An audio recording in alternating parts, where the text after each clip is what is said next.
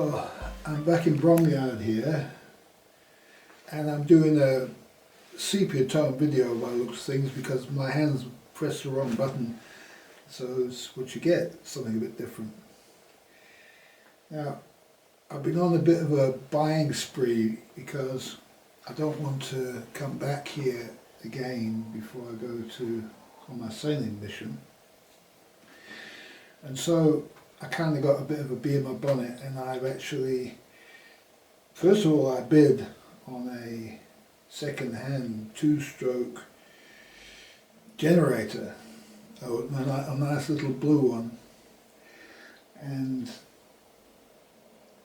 it started off at £25, and I sort of thought maybe I should put £72 in as a first bid. Now, I don't normally do this. I normally wait right to the end and put my bid in right at the end. But in this case, I decided to do the opposite. And so I started to put my bid in. When I got to the part where you type the number in, my hands typed 75, not 72. Okay, this is interesting. 75 it is in, all right?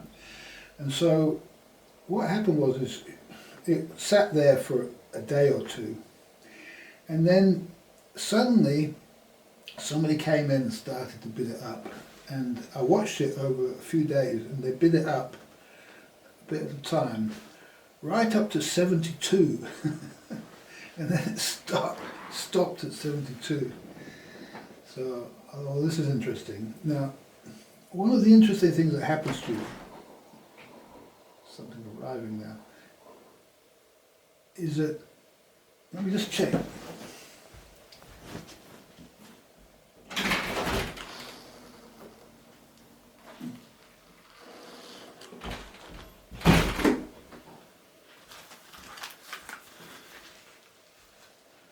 Okay, there's something here, seems to be battery related. I don't know what this is. Let's have a look.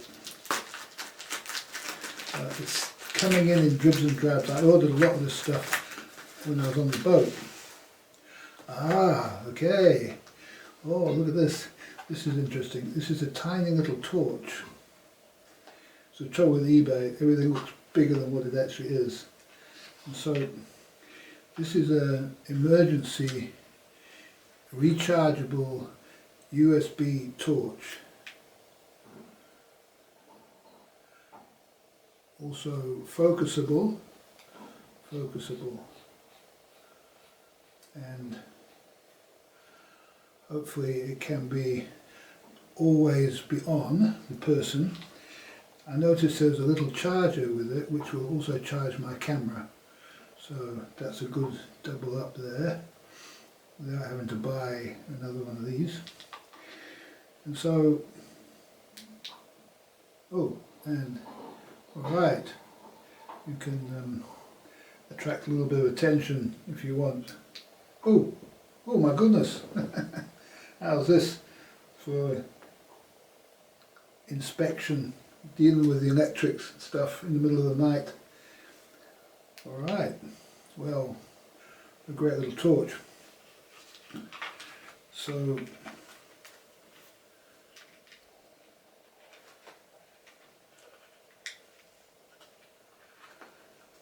it's just by chance this comes at this point in time. I don't believe in advertising. I'm not advertising. I will refuse. If anybody ever sent me anything, I'd say no, I don't do that. I'm not an advertising man. You don't need advertising. People can find what they need. Anybody can go on eBay and find out what they need. They don't need somebody to endorse something. It's ridiculous, isn't it? I wish they'd stop all of that. And yeah, so the things are starting to come. But you see, little objects like this are necessary. I have one torch on board and the batteries are taped up into it. The case is broken. And what happens if this thing breaks?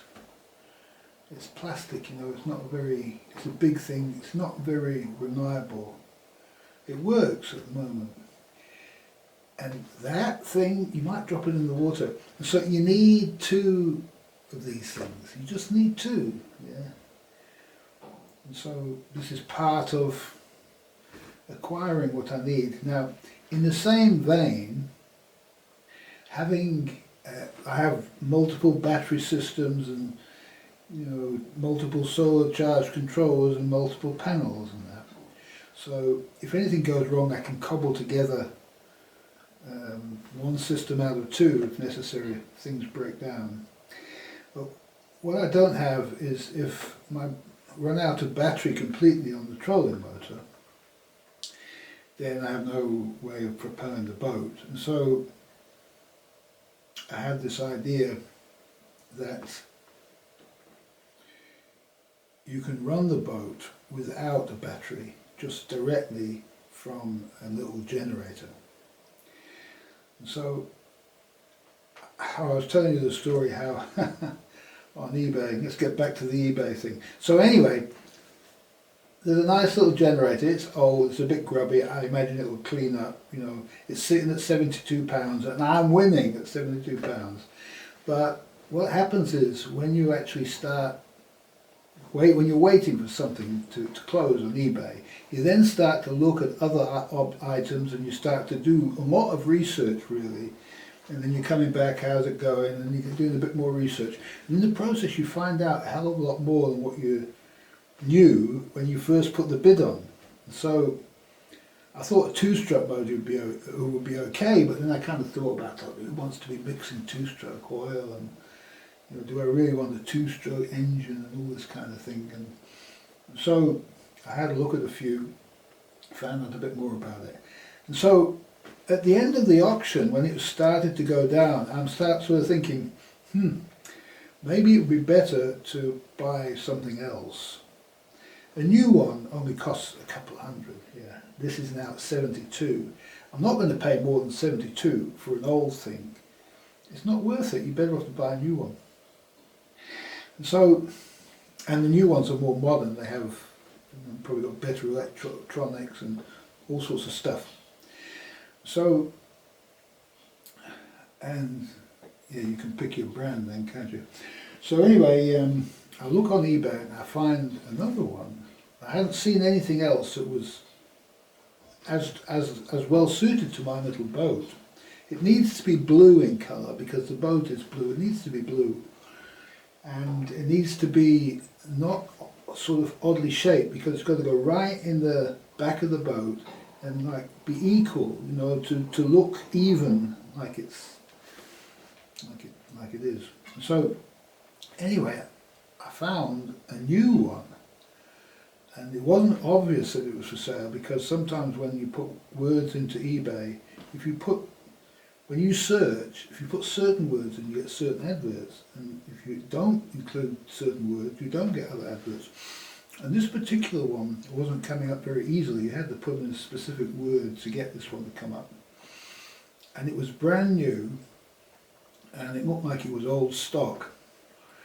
It didn't look like the latest model, and it was quite a bit cheaper than the latest model. It was made in Germany. Designed in Germany, it was probably made in China. They're all made in China, aren't they? So, but it was a German company. And so it looked quite good, and it had a metal top on it. And I've been thinking maybe metal's not that good, maybe I want plastic. And then I thought, nah, it'll be okay. Brand new metal will be okay.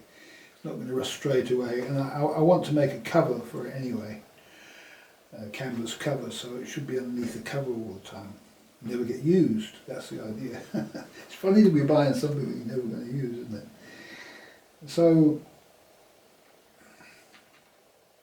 anyway, I'm watching this thing go down, and like 40 seconds, 30 seconds, 20 seconds, and then this guy puts the bid in, and he beats me, by one bid. It was probably the guy who was bidding it up before. And so I breathed a sigh of relief. Now I don't need to buy this two-stroke engine. And he ended up paying, I don't know, 75 for something like that. So, which is my final bid. Yeah, that's what he got it for. So then I was like, what do I do now? I go and look at this thing. And anyway, I decided I'm going to buy this new one. And so I hit the buy now, and it's on its way. And I also in the process I'd found a power supply. I'd had exchanged messages with the seller to see if he thought it was okay to power an electric motor from it, 60 amps. So yeah, it seems to be alright. It's normally used for LED lighting, and so that was, I think it was just under £50. So I ordered that, big splurge on eBay, and then I had to find all the other stuff, the wiring that I needed and the circuit breakers, and you go through this whole process of what is it that I need and where am I going to wire it, where am I going to put it, and then all these things change. And then I come to the point, can I wire in series with the battery system and all that? And in the end I decided the best way to do it is to have a completely separate system, switchable, so I can switch off I've already got a switch that I can switch off the motor from the main system, and then I have another switch that I switch on the motor to this particular unit only when you've got the generator running. So turn the generator on, fire it up, switch off the battery, switch on the other. And I can also switch on the battery and the other at the same time, see how I get on with that if I want to risk wrecking it, testing it out. I can actually do that if I want to. I'm not going to do that. I've got battery charge I can use. I'm not going to use, it's ridiculous to charge batteries using an engine. It's just a ridiculous idea. And so I'm not going to be doing that. What you do is you have a good amount of solar panel and you wait. You just wait until it's charged up. Or if you plugged into a dock, you can plug into shore power and put your battery charger on. That's about my limit. I'm not going to charge with an engine running. That's too, it's too hard on nature, really. It's better just to have the engine for emergency, so if you want to pass through a canal, for example, you can do. So,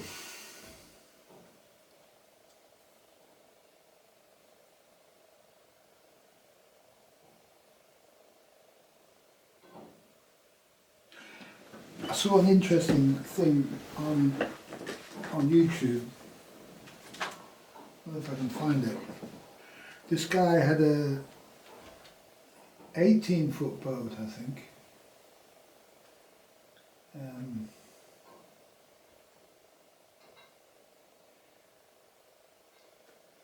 The channel's called Electric, no it's not, that's another channel. Electric Craft. This guy has huge, big, ginormous motors in this not that big boat, and it's just the whole wrong approach. But there is an approach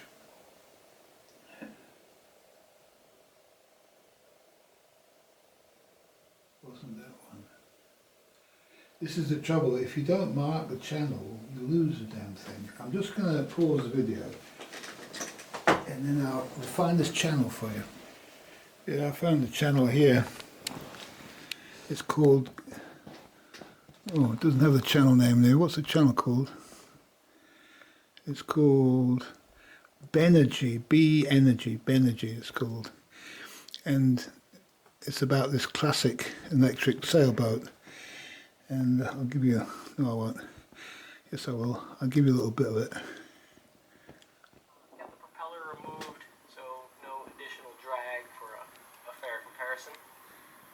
And I'm looking forward to a real quiet motor. Pretty exciting technology. Okay, so what he's doing is he's already got an electric motor on his propeller running through this thing here, and he reckons it's very noisy. And well, he's taken his propeller off so he doesn't have a drag issue, and he's already done a run with his motor, various wattages, and then he's put this bracket on so he can put this trolling motor, you see the trolling motor on the back here, to try it out. Now this trolling motor is a very powerful 1600 watt trolling motor, but the interesting thing is the best power that he gets out of this thing, as far as economy goes and practical usage of the thing, is 500 watts. So I'll show you at the end of the video here. He puts this table up of all his findings, and you'll see that at various power settings down here, this is how many knots he was doing. So you'll see when he got up to 800 watts, the knots, you use all this power just to get 0.7 of a knot more. It's ridiculous. You don't even need a 1600 watt motor. In fact, it's not going to add anything to the equation whatsoever. And in fact, the best figures are about 3.5 horsepower here, and 3.5 knots. And at 3.5 knots, you're only doing 500 watts. You're using 500 watts, which is less than my motor is. And you've got an 85-mile range on the 210 amp hour lead acid battery. And so it's really interesting. And the boat that he's pushing is probably, you can see it's this 2,000 pound displacement, 18 foot length overall.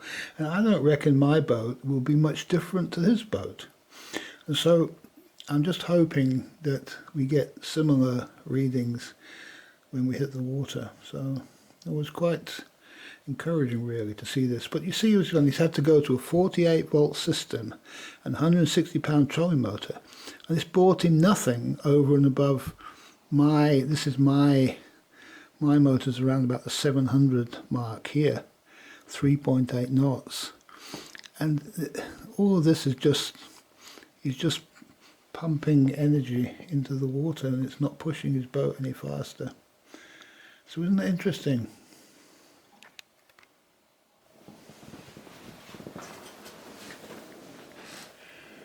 So, it's a complicated business electrifying a boat, and one of the things that I've learned is that the more power you put in, the worse it seems to get with this idea. And that if you can somehow get the power down as low as possible, then you're going to come out in the right way. And it's really the opposite of diesel boats. You know, you want plenty of power with a diesel boat. The more power you put in, probably you don't lose that much efficiency, you know. But with electricity, it seems that as you pump up the power, so the electricity usage goes through the roof, or the wattage required goes through the roof. And it's a very, very fine line, which once you get to about 600 watts, starts to be a bit unviable after that in terms of charging your batteries, having to go to higher voltages and needing huge amounts of solar panels and lots of batteries here, probably lithium, so on. So one of the things about the journey, the electric sailboat journey, is you study all of this in great depth and learn many things in the process. And one of the things that I've discovered along the way is that you need very few tools to do the job properly. But you do need the tools. You need the right tools, the crimping pliers and everything. You need the right equipment. There's certain things that I don't have that I should have. It's not easy when you're having to buy things on eBay all the time. In the olden days we used to go into a store and you could find what you need just by searching around shelves and that. That is a lot easier, but I don't do that now because I don't use a car unless I really have to.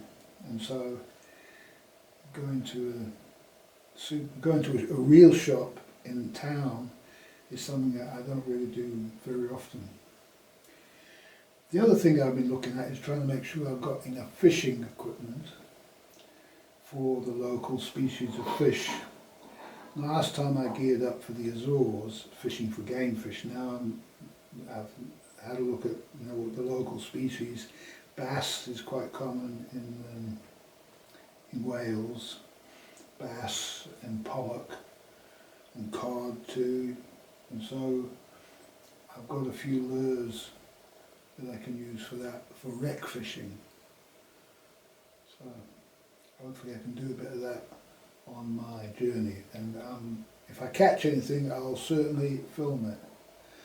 So just keeping you up to date. I'm probably going to be a week or so, maybe 2 weeks, waiting for all my stuff to arrive and getting ready here, and then I'll be off, and it'll be a last ditch effort to finish off Sarah and North Wales and get it ready to go in the water. Hopefully my friend John is going to go in the water at the same time. His boat is called 3 Barrels, so it'd be nice if there were 2 boats that Dickie's boatyard could put into the water at the same time. Thank you for watching.